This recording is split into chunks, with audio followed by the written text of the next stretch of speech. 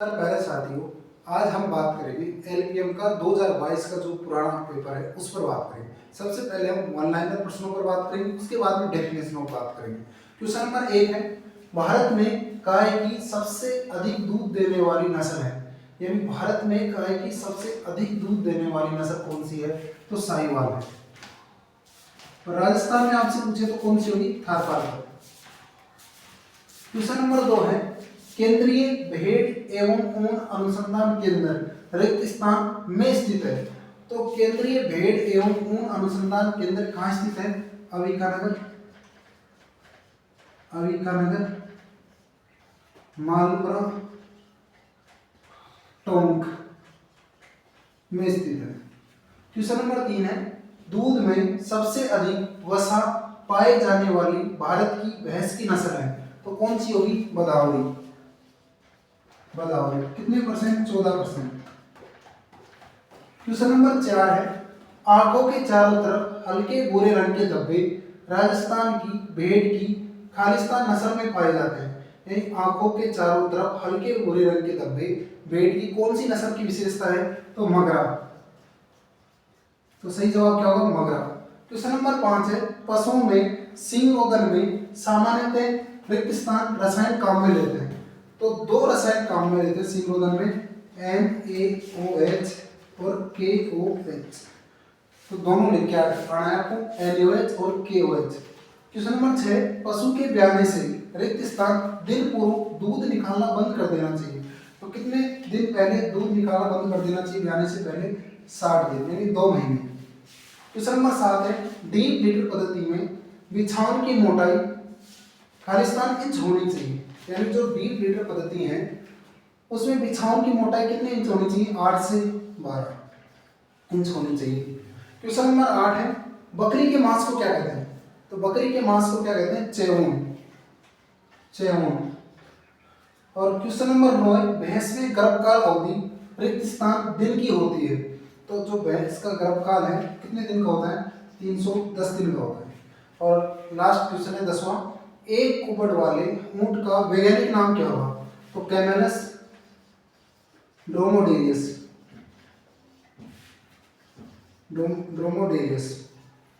ये थे 10 क्वेश्चन। वापस एक बार इनको रिपीट करते हैं। क्वेश्चन नंबर 1 है, भारत में गाय की सबसे अधिक दूध देने वाली नस्ल कौन सी है? तो साहिवाल होगी। और राजस्थान में गाय की सबसे अधिक दूध देने वाली नस्ल पूछे तो कौन सी होगी? थारपारकर। क्वेश्चन नंबर 2 है, केंद्रीय भेड़ एवं ऊन अनुसंधान केंद्र कहाँ स्थित है? तो अविकानगर, मालपुरा, टोंक में स्थित है।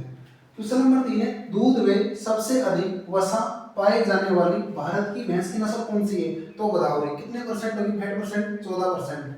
क्वेश्चन नंबर 4 है, आंखों के चारों तरफ हल्के भूरे रंग के धब्बे राजस्थान की कौन सी भेड़ की विशेषता है? तो मगरा। क्वेश्चन नंबर 5 है, पशुओं में सींग रोधन में सामान्यतः कौन सा रसायन काम में लेते हैं? तो NaOH भी लेते हैं और KOH भी लेते हैं, सोडियम हाइड्रोक्साइड और पोटेशियम हाइड्रोक्साइड। क्वेश्चन नंबर 6, पशु के ब्याने से कितने दिन पूर्व दूध निकालना बंद कर देना चाहिए? तो कितने दिन पहले? 60 दिन पहले, यानी 2 महीने पहले। डीप लीटर पद्धति में, नेक्स्ट क्वेश्चन है, डीप लीटर पद्धति में बिछावन की मोटाई कितनी होनी चाहिए? तो 8 से 12 इंच होनी चाहिए। क्वेश्चन नंबर 8 है, बकरी के मांस को क्या कहते हैं? बकरी के मांस को क्या कहेंगे? चेऊन कहते हैं। क्वेश्चन नंबर 9 है, भैंस में गेस्टेशन पीरियड कितने दिन का होता है? तो 310 दिन का होता है। क्वेश्चन नंबर 10 है, एक कुबड़ वाले ऊंट का वैज्ञानिक नाम क्या होगा? तो कैमेलस ड्रोमोडेरियस होगा। तो ये तो थे 10%। अब इसमें बकरी के मांस को क्या कहते हैं? चेऊन। ये क्वेश्चन इंपॉर्टेंट है, बहुत बार रिपीट होता है। इसके अलावा एक कुबड़ वाले ऊंट का वैज्ञानिक नाम, ये भी इंपॉर्टेंट है, ये भी बहुत बार रिपीट होता है। अब हम लोग बात करेंगे परिभाषाओं पर कि 2022 के अंदर कौन कौन सी परिभाषाएं हमसे पूछी गई। तो आगे देखो,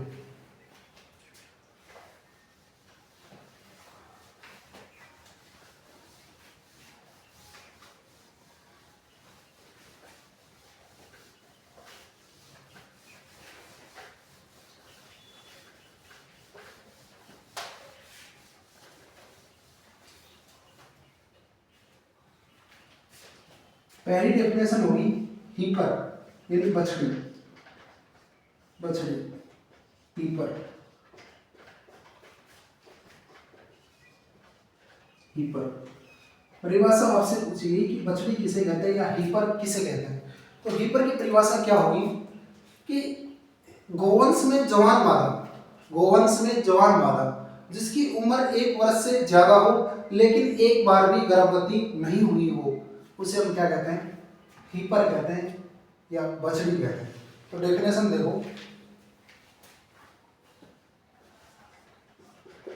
गोवंश में जवान मादा जिसकी उम्र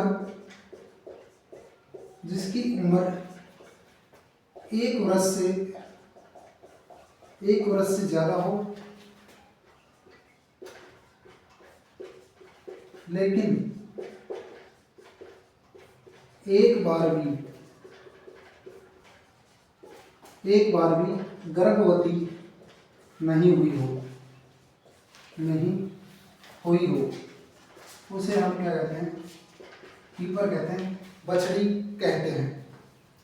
तो परिभाषा अच्छे से देख लो, हीपर की गोवंश में जवान मादा जिसकी उम्र 1 वर्ष से ज्यादा हो लेकिन एक बार भी क्या नहीं हुई हो, गर्भवती नहीं हुई हो, उसे हम क्या कहते हैं, हीपर कहते हैं।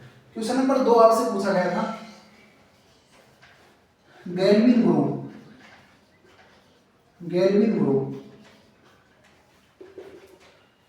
ग्रो की परिभाषा देखो, घोड़े के ऊपरी जबड़े के कॉर्नर इंसीजर दांतों में पाई जाने वाली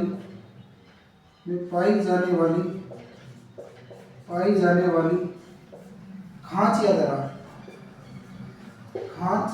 दरार क्या कहलाती है, गैल्विन ग्रो कहलाती है। यानी परिभाषा क्या होगी, जो घोड़ा है उसका जो ऊपरी जबड़ा है उसके जो कॉर्नर वाले इंसीजर दांत होंगे उनमें पाई जाने वाली खांच या दरार क्या कहलाएगी, गैल्विन ग्रो कहलाएगी। तो पहली परिभाषा थी हीपर, दूसरी थी गैल्विन ग्रो। हीपर किसे कहते हैं, गोवंश में जवान मादा जिसकी उम्र 1 वर्ष से ज्यादा हो लेकिन एक बार भी गर्भवती नहीं हुई हो, उसे हम कहते हैं हीपर। और गैल्विन ग्रो की परिभाषा पूछे आपसे वापस, तो घोड़े के ऊपरी जबड़े के जो कॉर्नर इंसीजर दांतों में पाई जाने वाली खांच या दरार क्या कहलाती है, गैल्विन ग्रो कहलाती है। नेक्स्ट परिभाषा देखो,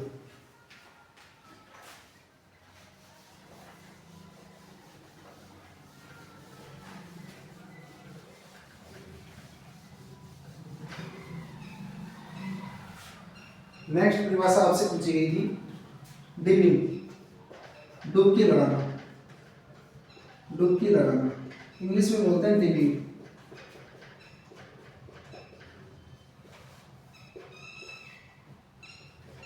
नेक्स्ट परिभाषा थी डिपिंग, इसे हिंदी में बोलते हैं डुबकी लगाना।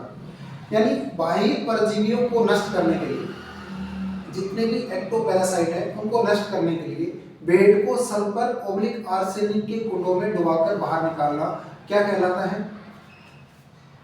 डिपिंग कहलाता है, या डिपिंग कहलाता है या डुबकी लगाना कहलाता है। तो परिभाषा क्या होगी, बाह्य परजीवियों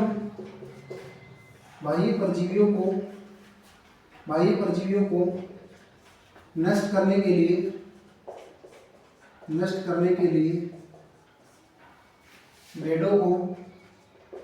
बेडों को sulphur oblique arsenic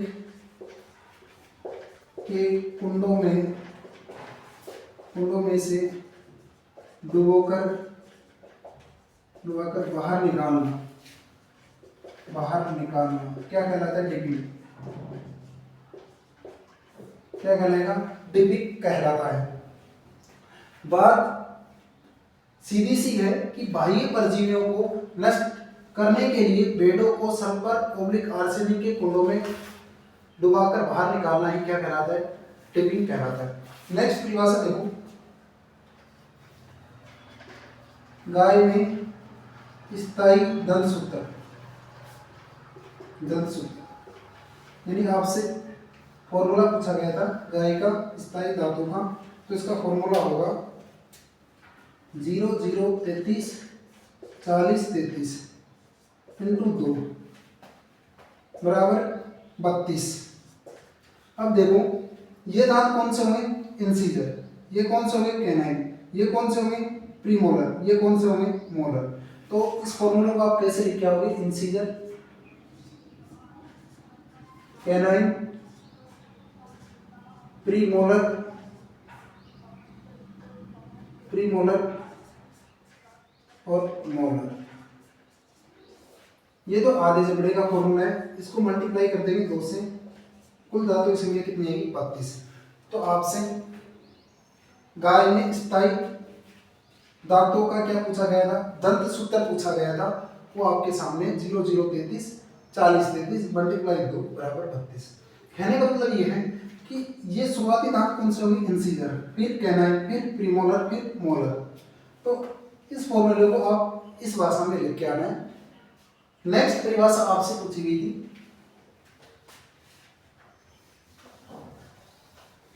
full head विधि, पूर्ण हस्त विधि की परिभाषा पूछी गई थी।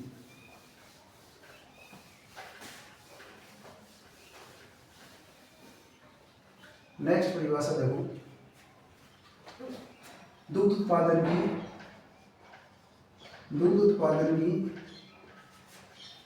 पूर्ण हस्त विधि, पूर्ण हस्त विधि यानी फुल हेड मेथड, आपसे ये परिभाषा पूछी गई। तो इसकी परिभाषा क्या होगी, सबसे पहले तो हम यही बात करते हैं। तो इसकी परिभाषा क्या होगी, देखो जो जानवर का थन है वो हथेली एवं चारों उंगलियों के बीच में होगा, उसे हम कौन सी विधि कहेंगे, पूर्ण हस्त विधि कहेंगे। और जो डेयरी जानवर हैं जैसे गाय भैंस में दूध दोहन की सबसे अच्छी विधि भी कौन सी है, तो पूर्ण हस्त विधि है। तो इसकी परिभाषा देख लो आप, जानवर का थन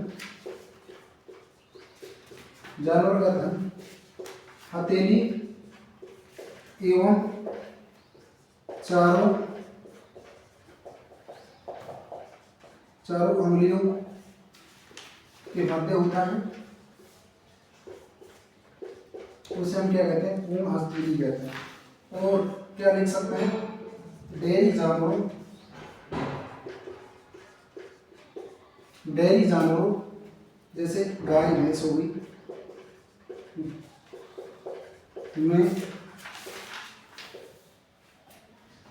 में दूध दोहन की सबसे अच्छी विधि है, सबसे अच्छी विधि है कौन सी, फुल हैंड मेथड। तो आपके पास परिभाषा हो गई। सीधी सी आपसे बात करें तो हम कि जो जानवर का थन है वो हथेली और चारों उंगलियों के बीच में होता है, और डेयरी जानवर मुख्यतः गाय भैंस की बात करेंगे उनमें दूध दोहन की सबसे अच्छी विधि भी कौन सी हो गई, पूर्ण हस्त विधि। ये लाइन वन लाइनर में भी आती है, इंपॉर्टेंट है, परिभाषा आपसे बार बार पूछी जाती है। नेक्स्ट परिभाषा देखो, विनिंग किसे कहते हैं, परिभाषा पूछी गई थी विनिंग।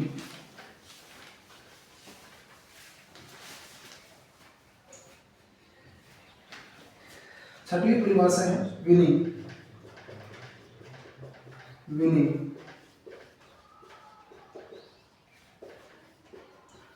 परिभाषा क्या होगी, देखो दूध छुड़ाने के लिए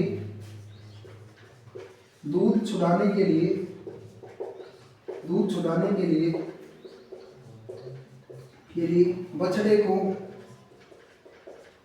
को मां से अलग करना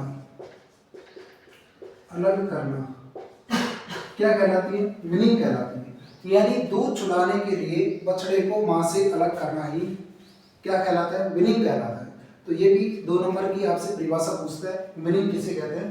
तो सीधी सी परिभाषा है, दूध छुड़ाने के लिए बछड़े को मां से अलग करना ही क्या कहलाता है, विनिंग कहलाता है। और लास्ट परिभाषा आपसे पूछी गई थी 7वीं, गलकंबल, इंग्लिश में बोलते हैं डिविलर। डिविलर की परिभाषा होगी, जो गाय होती है उनमें गले के नीचे लटकती हुई झालरनुमा त्वचा क्या कहलाती है, गलकंबल कहलाती है। तो बात आती है कि गलकंबल ज़्यादा विकसित किस में होता है, तो देसी गायों में ज़्यादा विकसित होता है, जबकि विदेशी गायों में कम विकसित होता है और भैंस में एब्सेंट होती है ड्यूलैप। और सबसे ज़्यादा ड्यूलैप विकसित किस में होगी, साहिवाल गाय में। तो आप इसकी परिभाषा देखो, ड्यूलैप गाय में गले के नीचे